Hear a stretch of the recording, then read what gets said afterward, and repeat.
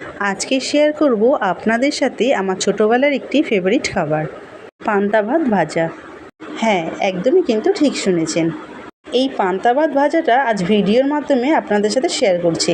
প্রথমে কড়াই তেল গরম করে আগে থেকে কুচি করে কেটে রাখা পেঁয়াজগুলো ভালো করে ভেজে নেব।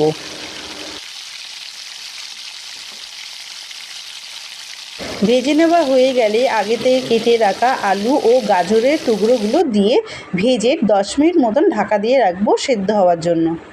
গাজর ও আলুগুলো সুসিদ্ধ হয়ে এলে মাঝখানে একটু জায়গা ফাঁকা করে নিয়ে দিয়ে দেবো পরিমাণ মতন তেল, আর দিয়ে দেবো আগে থেকে 2টো ডিম ফেটিয়ে রেখেছিলাম, সেটি দিয়ে একটু ঝুড়ো বানিয়ে নেবো।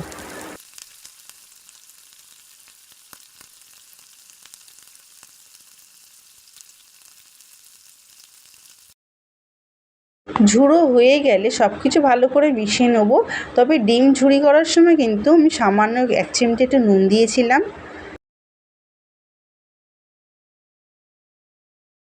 মিশিয়ে নেওয়া হয়ে গেলে দিয়ে দেবো জল ঝরানো পান্তা ভাত, সেটিকে দিয়ে সব কিছু খুব ভালো করে মিশিয়ে নেব।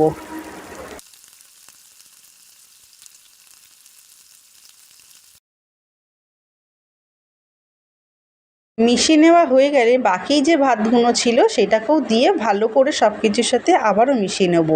দিয়ে দেবো স্বাদ মতো নুন। সব কিছু ভালো করে ভাজার সময় কিন্তু গ্যাসের ফ্লেমটি হাইতে রেখে ভালো করে ভেজে নিতে হবে। ভাতের গায়ে যে জলো ভাবটা থাকে যাতে একেবারে শুকিয়ে যায়।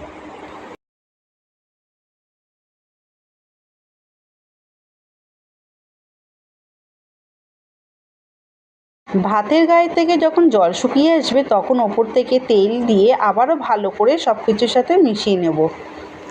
ভাতের গায়ে থেকে জল যখন শুকিয়ে আসবে তখনই তেলটা দেবেন, যাতে এইভাবে ঝুরঝুরে হয়। আর আগে থেকে যদি তেল দেওয়া হয় তাহলে কিন্তু ভাত দলা পাকিয়ে যেতে পারে। তবে এই রেসিপিতে আমি মাত্র 2টো সবজি অ্যাড করেছি, আপনারা যদি আরও সবজি অ্যাড করতে চান করতে পারেন। ভাত ভাজা হয়ে গেলে নামানোর আগে দিয়ে দেবো ঝালের জন্য গোলমরিচ গুঁড়ো, আর দিয়ে দেবো 2টো কাঁচা লঙ্কা কুচি। সব কিছু আবারও ভালো করে মিশিয়ে নামিয়ে নিলেই কিন্তু পরিবেশনের জন্য আমার একেবারেই রেডি এই পান্তা ভাত ভাজা।